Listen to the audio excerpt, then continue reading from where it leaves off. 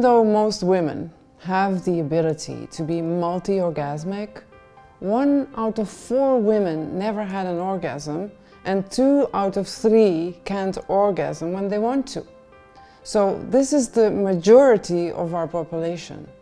So orgasm obviously is not the main goal of our sexual explorations in these teachings, but definitely something we encourage to explore on our own. So our modern cultures hold the misbeliefs that our sexual pleasure is the responsibility of our partners. But each one of us is radically responsible for our own realities, our own explorations and experiences, including our sensuality and our sexuality.